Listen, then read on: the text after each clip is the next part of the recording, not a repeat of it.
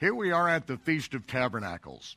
The Feast of Tabernacles is one of the feasts that the Almighty said that he wanted us to keep forever. It was Shaul, the Apostle Paul, that said that the feasts of the Lord are shadow pictures of good things to come. They are literally prophetic shadow pictures whereby the Almighty has told the end of time from the very beginning. And the Feast of Tabernacles, why we were told to keep this forever, is because we have several intermediate fulfillments of the Feast of Tabernacles. The Feast of Tabernacles reminds us of when we came out of Egypt by the hand of the Almighty, and he led us through the wilderness, where we dwelt in tabernacles around the tabernacle that he had us build for him in the wilderness. It also reminds us of the time that the Word was made flesh and tabernacled among us, as Yeshua was born on the first day of the Feast of Tabernacles. But yet, the Feast of Tabernacles is not fulfilled. We go into the future and we find that when the Messiah reigns here upon the earth as the flesh and blood King of Israel, that the nations of the world will come up to Jerusalem for the Feast of Tabernacles and worship the King, Yahovah Tzevaot, and if they don't, it won't rain on them the entire year. But yet the Feast of Tabernacles is not fulfilled, because at the end of the 1,000 years, there is going to be a great judgment. And at the end of that, there will be a new heaven and new earth. And now it says that God and the Lamb tabernacle with his children forever and ever and ever. It is a forever fulfillment of the Feast of Tabernacles.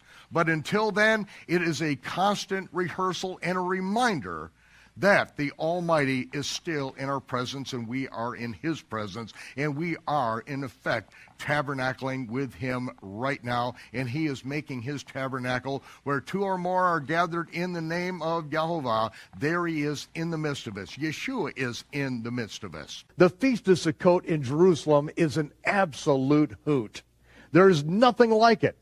People come from all over the world. Messianic Jews from all over the planet come to Jerusalem, and many of them get together around our table in our sukkah. And each night, as we dine and as we read the scriptures and share with each other, we have to determine what language we're going to read the scripture in, what language we are going to talk in, and who's got to translate for whom. It's so much fun doing this. This Feast of Sukkot, on the first day, Joshua Cohen came out from the Old City. Joshua Cohen is a good friend of mine. Joshua is a Cohen, a Kohanim. He's a priest of Israel, and he's Messianic. He's a believer in Messiah. And he has built his sukkah in the Old City. He's going to be sleeping there at night under the stars in the Old City. We are sleeping outside of the gate by a bit of a distance. But he came out that morning, and he said to me, "What is it about this woman that the prophet speaks of?" He said, I believe it's Jeremiah, I'm not sure, but there's a woman who is so evil that they put her in a basket and then put a lead lid on it. And I said, what? And I realized that, it could be the translation that he's reading. He's fluent in like 6 languages, and who knows what translation he's reading. And I said, well, I just read the whole book of Jeremiah last week. I don't remember anything about a woman who is so evil they put her in a basket with a lead lid on it. He said, well, maybe it's not Jeremiah, but every day I wake up and this is haunting me. And I'm trying to picture this, and I have no idea what it means. Do you know what it is? And I looked at him in kind of a blank stare, and then other people came in, introductions started, and we just kind of left it. The Feast of Tabernacles every day. Someone is there. We've got food on the table all day long. In the evening, everyone's together. We stay up late at night. And now at the end of the week, it's the 6th day. It's going on Shabbat. And at this point, I've had about as much fellowship as I can stand for 1 week. So I go upstairs, and before the sun goes down, I print out the entire book of Zechariah. Now, if you ask me why, I have no idea why I printed it out, but I just felt compelled to study the book of Zechariah, probably because I've been seriously studying it for, 30 years, and I still don't understand it. It was just written just a few blocks away, and, the opportunity to study the book of Zechariah, so I printed out the whole thing, big 12-point font, and this is how I like to study the Bible. And this is how I like to spend Shabbat. That night after dinner, I retire to my room, and I began reading. And I have a pen in my hand, and I began diagramming the sentences, and I want to make sure that I understand to whom the relative pronouns relate. And, I'm retranslating the words because I want to make sure I understand the English. And that's all I have in front of me. I just printed out the King James Version of the Bible. That's all I have in front of me. No Hebrew, no lexicons, no concordances. I'm just studying the Bible the way I like to do it. Because I want to get there. I want to hear the words that Zechariah has heard. I want to taste the same revelation. I want to put myself in that culture, in his day and time, and to see and smell what he's seeing and hearing and tasting and touching. And so, as I am working on it, a couple hours pass, and I fall asleep. I wake up in the morning, the light's still on, I've got the paper still on my chest, the pen's still in my hand. So I take a drink of water, I stay in bed, and I just keep reading. This is the way I love to spend the Sabbath. Don't even get out of bed. When the sun goes down that night, get out of bed, get dressed, make dinner. But I love just to read the Word all day long. I don't get to do it very often, but it's like a treasure. This is precious. And to do it in Jerusalem during the Feast of Tabernacles, as it says that the angel of the Lord, the angel of Yahweh, goes before us to prepare our way for the feast. And to be there in a sukkah, in and around Jerusalem, it's a treat that I would encourage all of you to participate in. That morning, I read and I'm working away for at least 5 hours, maybe even longer. It's after lunchtime. And I come to this verse in chapter 5. And it says, and behold, there was lifted up a talent of lead, and this is a woman that sits in the midst of the ephah. And he said, this is wickedness. And he cast it into the midst of the ephah, and cast the weight of lead upon the mouth thereof. Aha! This is what Colin was talking about. This woman that's so evil that they put her in a basket and put a lead lid on it. I recognized it immediately as that. But then I sat up on the edge of my bed, and I shouted out to the top of my voice, this is not a woman, this is a fire. This is not a woman, this is a fire. And when I said those words, I got up out of bed, I wrote the whole 5th chapter of Zechariah out, I went downstairs to the sukkah where Cohen was, who was fluent in Hebrew, and also another believer who was a lawyer from America going to yeshiva, Hebrew, and also Chaim, who knows a little Hebrew as well. And I said, sit down, I've got to read something to you. And so I said, when I get to the word woman here, I'm going to instead translate it as the word fire. And the lawyer said, you can't do that. What's the Hebrew word? I said, I don't know what the Hebrew word is. I'm just reading King James English, but I want you to listen to this, see what you see, and when I come to this word, I'm going to say the word fire. And he said, no. All I have to do is look it up. All I have to do is open the Bible, and I'll tell you what it is. I said, no. Just listen. So finally he said, okay. They weren't happy, but they were going to let me do it. So I read on down the scriptures, and as I read on down, I got to the end, their jaws dropped on the table, and Chaim said, okay, now what is the Hebrew word? The lawyer opened it up, read on down, and he said, Asha, fire offering. It's Asha. It's a fire. Right then, I knew that it was revelation. Until that moment, I wasn't sure. I thought, it could have been a harebrained idea. Who knows? And I am very reluctant to say the Lord told me anything, because at this point, I don't know. But when he said that the Hebrew was Asha, fire offering, I knew this was revelation, because there is no way that I could know it. There is no way that I could see it. I had nothing in front of me that would even let my mind go in that direction. But when I sat up on the edge of my bed, I said, this is not a woman, this is a fire. And what I saw, I want to share with you tonight.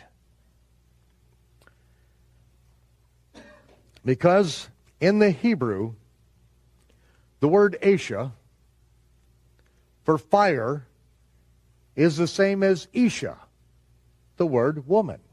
Isha's man, Isha is woman. What is the difference between Asha and Isha? Nothing. There is no difference. It's the same word. They are the same Hebrew letters.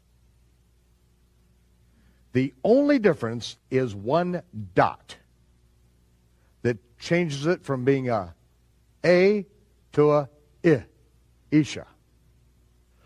But the dots were not put in the text of the Scripture until 300 of the Common Era in Tiberias by the Masoretes. You come up and look at this Torah scroll, and there is not one single vowel pointing in here. You can only know by context what these words are. So it is with the words of the prophets. The prophet Zechariah, I have had the scroll of Zechariah in my hands. It says right there, Asha. The Masoretes put a vowel point because a fire in a basket didn't make any sense in Zechariah's day. But then again, how much sense does an evil woman in a basket make with a lead lid on it? There was no context to understand the words of Zechariah, who saw the last days, who saw the wars that were going to transpire, that would finally put all of the land from the river Euphrates to the river Nile into the hands of the children of Israel. To start out, I would like to say that the words of the prophets were received and preserved in Jerusalem. And it's very important to understand how we have the words of the prophets in our hands today. Because the prophets, such as Zechariah, came up to Jerusalem and appeared before the Sanhedrin, the ruling elders of Israel, on the Temple Mount, and told them that I have a word from Yahweh. The Sanhedrin was assembled, the scribes sat, and they recorded every single word that Zechariah spoke. Then I, Zechariah, turned and lifted up my eyes and looked, and behold, a flying roll. Now, we have got to put ourselves back in Zechariah's day. One thing, he's looking up and seeing something that is flying in the sky 2,000 years before there were any airplanes. And it's a flying roll. Now, roll means different things to different people. A sushi chef pictures a roll a certain way. A baker pictures a roll another way. Maybe it's got chocolate frosting and it's filled with cream. A carpeting specialist pictures it in another way. But still there are similarities. When I looked at that word, I assumed that the Hebrew word was Megillah. And it turns out later, as I looked at it a couple days later, that it was Megillah. What is a Megillah? Well, this Torah scroll is on Megillot. It has two scrolls. Megillot is just the plural. There are two rolls right here. The book of Esther is a single Megillah because it's small and it's wound up and it's just one. Like this page of a Torah scroll that I have here in front of me. It is a Megillah. Now, in Zechariah's day, he knows what a Megillah is. In fact, when he gives these words to the Sanhedrin, they are writing it on a Megillah. So in his day and time, this is very common.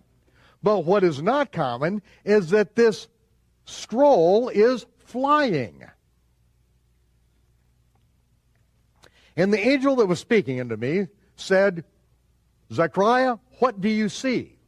And I answered, I see a flying scroll. It is in length 20 cubits, and the breadth thereof is 10 cubits. Now, first of all, we have to establish what a cubit is. Throughout the Torah, the cubit is 20.62 inches. All the way through the time of Solomon, every measurement that we see in the Scripture is the same, what's called the royal Egyptian cubit, but more properly, it is the divine cubit. The gates at Megiddo, at Gezer, and Hazor all built by Solomon, all measure out exactly in the divine cubit, not a fraction of an inch off. Now, when we talk about length, and we speak of such as the pillars of Solomon's temple, 18 cubits, this one happens to be 20 cubits. That is approximately 34.5 feet long. And the breadth thereof, this is common measurement in Hebrew, is that for breadth they use a measure called a line cast about, such as in the pillars of Solomon's temple, a line cast about of 12 cubits. In this case, it's a line cast about or breadth of 10 cubits. See, diameter is a Greek measurement. Much later, a line cast about is a Hebrew measurement of the breadth. So if you have a Megillah, which is 20 cubits, and a line cast about, a breadth of 10 cubits, you have the dimensions of a traditional Megillah. So it is 6.5 feet in diameter. It's 34.5 feet long, and this Megillah is flying in the air. The angel is giving Zechariah instructions about what he is seeing. Then the angel said unto me, this Megillah, this flying Megillah, is the curse that goes forth over the whole earth. When I see the word earth, I assume that it's the word Eretz, like as in Eretz Yisrael, the land of Israel. And you really can't tell except by context. Is it talking about the entire planet, or is it talking about just the land of Israel? From the context, I can't be sure, but I assume that it's the land of Israel. Then he said unto me, this flying Megillah is the curse that goes forth or flies over the whole face of the earth. At least the land of Israel, and maybe even more encompassing than that. For everyone that steals shall be cut off as on this side according to it, and everyone that swears shall be cut off as on that side according to it. This is very common Hebrew linguistic construction used many times by the prophets. When it talks about he that swears will be cut off, it's talking about swearing falsely in the name of the Lord. And in fact, a couple of verses later, it will use that exact verbiage. He that swears falsely in the name of the Lord is going to be killed by it, cut off, killed by this flying Megillah that's 34.5 feet long, 6.5 feet in diameter. Those that steal shall be cut off. The prophets speak of, they steal my words one from another. This person has spoken, and he says it's the will of God. The Lord has spoken, and someone else picks it up, and he's just repeating the words from someone else and attributing it to the Lord. And they just get in this whole circle where they all start prophesying and saying the same thing like it comes from heaven, and it's not.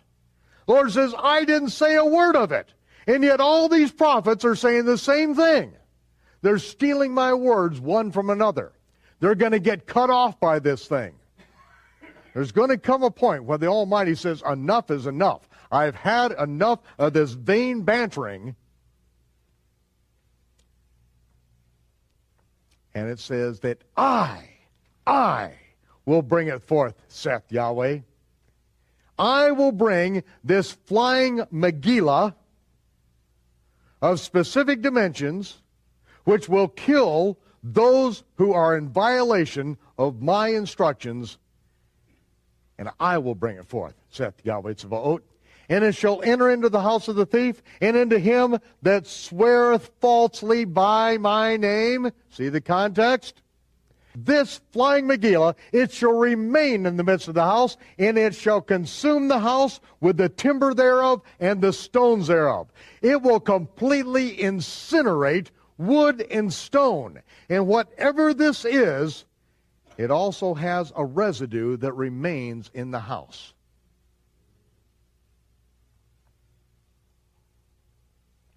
Then the angel that talked with me said, now, Zechariah, look up and understand what this flying scroll is. And I said, what is it? And he says, this is an ephah that flies. Now, what is an ephah? An ephah is simply a measurement. But in order to measure something, you have to have a container. In those days, most of the containers for measuring grain were either a tightly woven basket or a piece of pottery that met certain dimensions. I grew up in the apple orchards of Michigan. I know what a peck of apples is. Whether it's got apples in it or not, I know what a peck is because a peck is a certain size container. Now we know what the size of this container is, don't we? 34.5 feet long, 6.5 feet in diameter. He's told that now it's a container. It's not a scroll with writing on it. The angel wants him to understand, no, it's not a scroll with writing on it. It's a container that flies. And he said, moreover, this is a resemblance throughout the earth. Generally, this is what they look like. In the day and time in which this flying Megillah is going to be used to separate the wheat from the chaff in the land of Israel, at least, and maybe on a global scale, this is what they generally look like. And behold, there was lifted up a talent, a weight of lead, and this is a fire that sits in the midst of the container. It's not a woman, it's a fire that sits in the midst of the container. And he said, this fire is wickedness. This fire is evil. This fire in this container, which is 34.5 feet long, 6.5 feet in diameter, is evil. It's an evil fire. And he put that evil fire in the midst of this container and then cast the weight of lead upon the opening thereof. What is being described? A thermonuclear warhead. Non-critical masses of U-235 are held in suspension from each other, and they are completely encased in lead, so that the radioactivity does not contaminate and kill the people around this warhead in the time of peace. Radioactivity does not go through lead. But when it is detonated, controlled explosions impel the non-critical masses of U-235 to the center to reach critical mass, and at that moment, an evil fire offering is released that will incinerate wood and stone, and the radioactivity remains in the house. There is a residue that remains from this. Here were several missiles. And on the right-hand side, we see that there was a man that was put here for scale. I took out a dollar bill, and I etched on the dollar bill the lines of this man, how tall he was, and assuming him to be about 6 feet tall, I then measured the Shaheen missile and the Scud missile. I measured the diameter and found that the Scud missile was 34.5 feet long, 6.5 feet in diameter. The Shaheen is just a foot or two shorter than that. And Zechariah is looking up in the sky, and he's just giving a measurement on this. He's not taking out a tape measure and pacing it off. He just sees this, and he sees about the size of it. What are the chances of this? Furthermore, the second missile, the Indian nuclear warhead, is called the Agni 2. In Hindi, Agni means fire. Fire 2. 2 fires. We continue on in Zechariah. Verse 9. Then lifted up my eyes and looked, and behold, there came out 2 women. And there came out 2 women, and the wind was in their wings. For they had wings like the wings of a stork, and they lifted up the ephah between the earth and the heaven.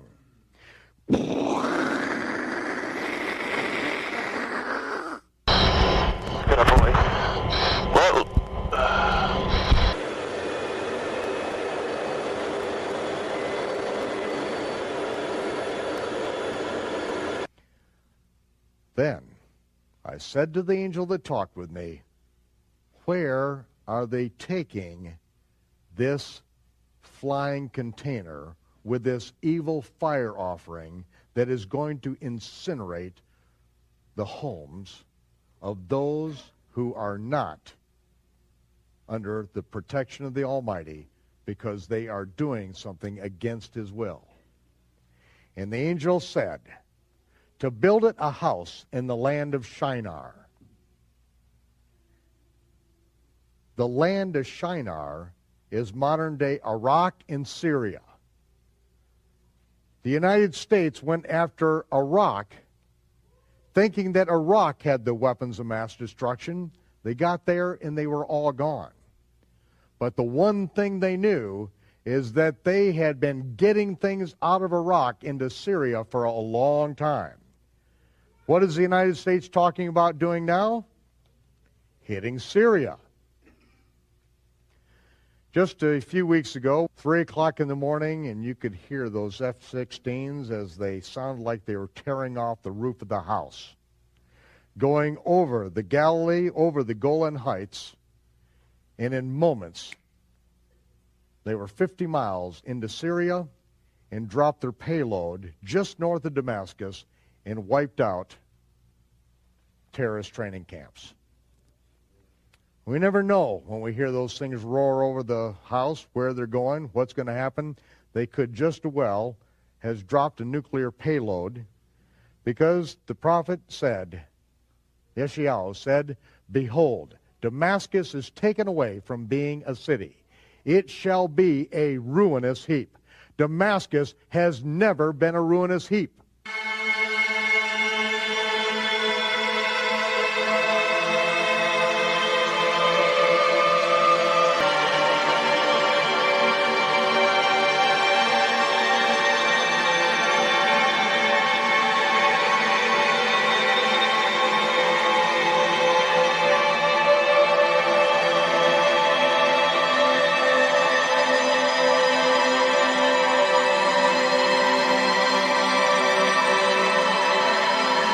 It has never been destroyed.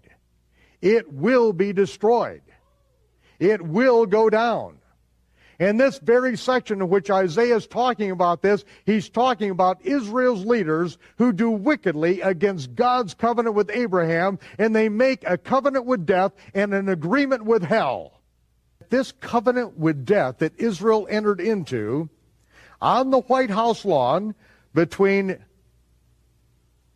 Yitzhak Rabin and Yasser Arafat, with Bill Clinton acting as the guarantor for the United Nations, that agreement that they made, which is called the Oslo Accords, which Oslo in modern Hebrew means toilet seat. Tell me that the Almighty does not have a sense of humor. They entered into that covenant, and 7 years later, it was supposed to result in Israel giving over East Jerusalem to the enemy, and part of the land of Israel, part of this covenant land, to the enemy. A covenant with death and an agreement with hell. And that the Almighty will annul their covenant with death. Every single time they make this agreement with hell, the Almighty is going to annul it. And finally, he is going to fight for Israel. This is the day that you and I live in. Now, are there any precursors to this action? Is there anything that Zechariah tells us? Does he give us any hint, any clue of anything that's going to happen around this time frame? This could be a week off. It could be 25 years off. But it's still soon. If it's 30 years off, it's not in my lifetime, but still it's going to be soon. Does he give us any more? And I turned and lifted up my eyes and looked, and behold, there came 4 chariots from between 2 mountains. Chariots are implements of war, nothing else. They are not commercial vehicles. They are war machines. Israel was told, do not have chariots. All of your enemies have chariots. Do not have chariots. These are implements. They are weapons of war, pure and simple. And Zechariah sees something. He sees something in this day, the day in which you and I live, in which this is what they look like all over the earth. This is what the full page looks like in Scientific America on page 78. This is common. And he sees something that releases the chariots of war. He saw these chariots of war come out from between two mountains. And he also tells us these are not natural geologic formations. Zechariah is seeing something in his day that can only be described as mountains, but then he says, these mountains are mountains of brass. Brass is a man-made alloy. It does not occur in nature. It's a man-made alloy. These are man-made mountains of brass. Right from the beginning, in the beginning of Genesis, Bereshit, it says that Tubal-Cain was an artificer in brass. Man-made alloys. Zechariah is seeing something that can only be described as two mountains, two man-made mountains of brass, between which the war chariots are sent out, that's going to begin all of this destruction. Tell me that this is just a coincidence. Tell me that those two man-made towers, and they look like brass, that went down in New York was just a coincidence. You may remember back in 2005, President Bush kissed Crown Prince Abdullah of Saudi Arabia and then held his hand. I thought it was Paul and Paula, remember them? While greeting him in Crawford, Texas. While President Obama didn't kiss the guy, he did seem to bow. Look at that. But the White House says, no, no, no, no. He wasn't bowing. He was just double handshaking to a smaller guy. You saw it, you make the call. A lot of Americans very angry about this. I'm not going to quibble over the bow. I wasn't there. The White House says it wasn't a bow. But what is clear to everyone is that President Obama was soft, almost subservient to the Muslim world. He wants them to like us. Will that strategy work, madam? No, that strategy will not work. And he did bow to the Muslim king, while he did not do it to the British Queen of England. And by bowing, he showed the world that I am subservient. I do bow down to you as a Muslim king, something no other president has done with Saudi Arabia. The Saudi king is his peer. He is not his subordinate in order to bow for him. And this is exactly what Obama did. Usually it is out of respect that someone would nod his head when bowing to royalty, and the ladies will give curtsy. But Obama went beyond what is required as a head of state and bowed to the Saudi king, and that's unacceptable. It sent the wrong symbol. When you say it sends the wrong signal, what signal do you think it sends? It sent a message that Islam is superior to any other master or king or president in the world, that an American president bound to a Muslim king. It also sent a message that terrorism and jihadism is giving Islam the respect it should have on the world stage, to the point that it made an American president, for the first time in history, bow to a Muslim king, something he did not do a few days ago in England. But now we're coming to the place. This will be the dog leash that will be put on the American neck by turning everything. Obama is trying to keep this, that it's irrevocable, that if new president come in, could not change that. But he could not, because as far as he can go, it's executive order. Executive order can be turned. But the minute the UN will take this, now what happened, they will know where you live by your IP address, what you watched on your computer, where did you go on your computer, what media you listened to, what ministry, what you said, like what we're doing tonight, will be illegal. And when they capture that, this will be the hate crime bill. The hate crime bill is a UN bill. It's UN 1618. The UN bill 1618, it is the hate crime to disallow anyone to speak on Islam or against Islam. You will be penalized with a hefty penalty. You'll be thrown in jail, and then you have to go to special camp to retrain psychologically to accept and love the Muslim people. This is, what Hillary Clinton will be bringing with her. That's the first order she'll be bringing to United States of America. So if the UN take this, will be dominated by world civilization. These are 57 nations at the UN. They call the OIC, Organization Islamic Conference. The Organization Islamic Conference, they control the entire United Nations. United Nations plays the puppet of Islam. Okay, so this is part of what the subversion, the infiltration, the taking over of America, that was part of the plan That is. from your higher-ups then. The only reason why they're doing this because behind the scene, they don't think Hillary will be able to win. They feel that Hillary is not going to be able to survive this because she's dealing with crisis, health crisis, and and I believe it's very catastrophic in her life. And the other part, what we see in the media, and we'll talk about the mountain of media tomorrow, which is very important, is why they're hiding the truth from the public. Is the silent majority that is sitting out there, they have not spoken, and all this is coming all together.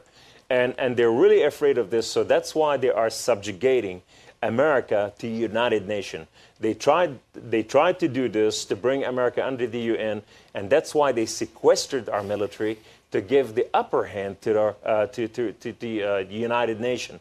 So we are coming to the place where Obama, before he steps down, is trying to turn the reign to United Nations. And here's the scary part.